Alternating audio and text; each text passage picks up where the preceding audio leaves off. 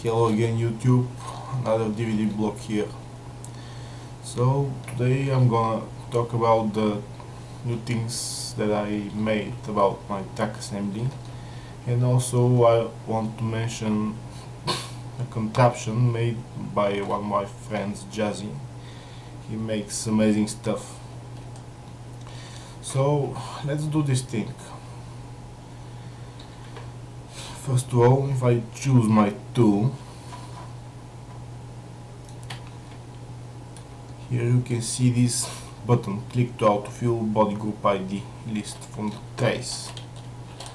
What this thing really means exactly is when we have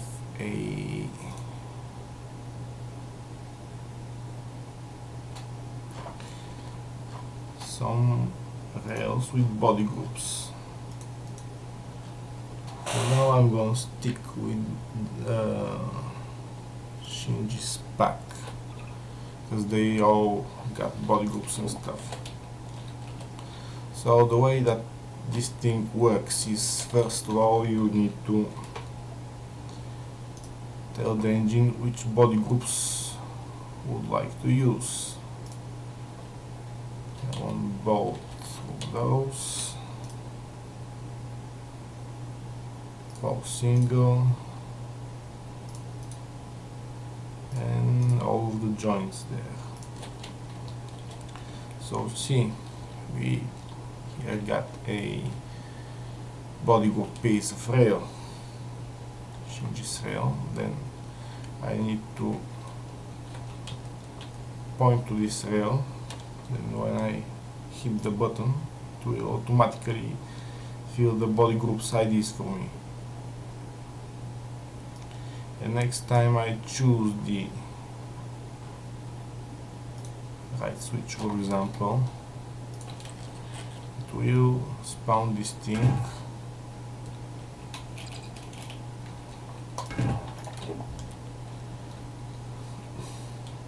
And it will have the same body groups as the ones you choose.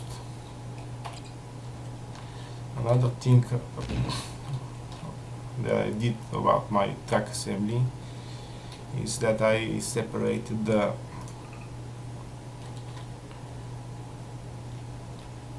library from the tool itself.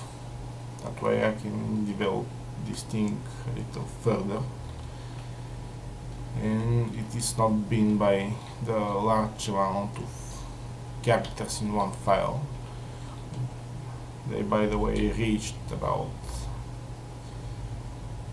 4050 and 500 of rows.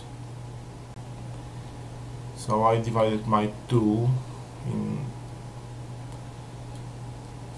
5 files, and I made a require once, so it only needs to load the database once from the URL file and to execute it.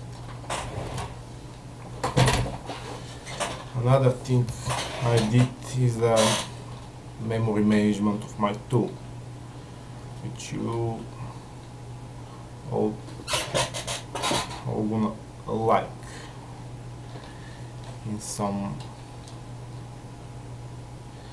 time if you're building your train tracks. So what this memory management really means is that when you use one rail and extract it from the database, it will stay in the cache for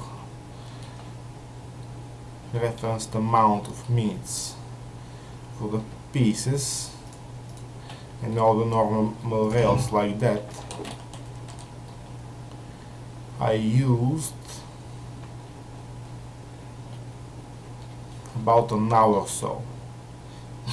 If that time passes, the rail should be deleted from the cache, and the next time if you use that rail, it has to be retrieved from the database.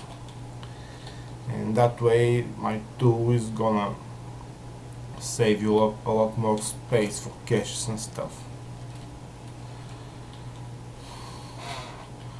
Okay, that's about it about my TrackAssembly tool, guys.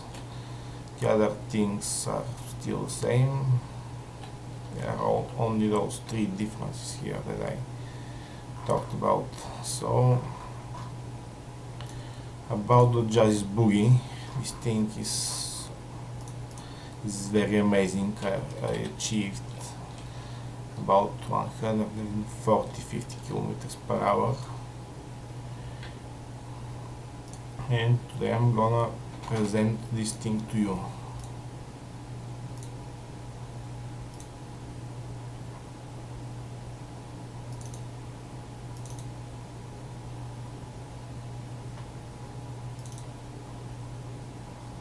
Let me just find this thing.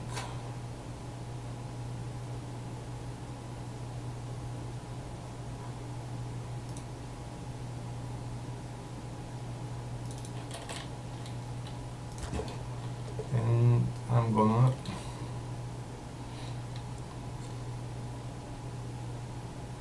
guide you through the differences between the different boogies or wheelbases, whatever you call one, based on your location, guys.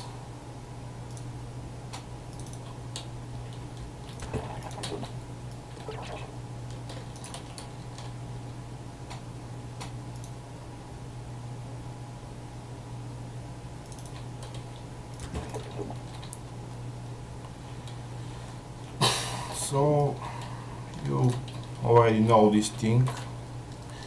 4 makes vertical wheels and 8 little makes vertical blocks. The problem with this thing is that if you have one rail and put this thing to the rail, when your train is going through the curve, it will become like so. And if your train is more heavy, this offset will be bigger.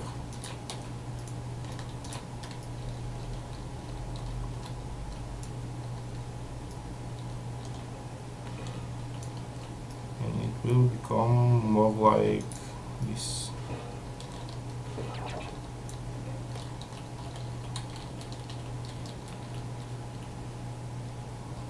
Curves with smaller radiuses will make your train derail, as you see right here. So about that, I made my cheater clip wheelbase, which you all have seen. And the problem about this thing is that it has a lot of props. And quite well the suspension.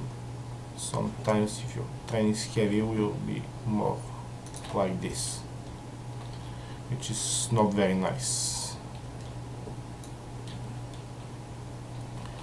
So, as I told you guys, one of my friends, Jazzy, he made this awesome thing. Let me just reduce the weights here.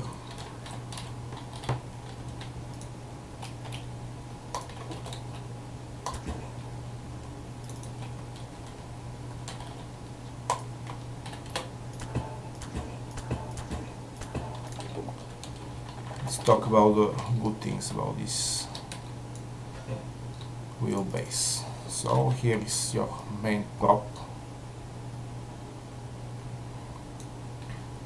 This will not let your train derail, because if it is so heavy it will become like that. But regarding the makes vertical wheels, this is going to work also, because those little offsets should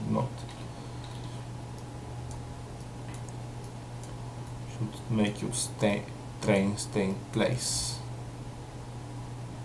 It has to be about like that, so for your train to derail. And this thing also have only 5 props.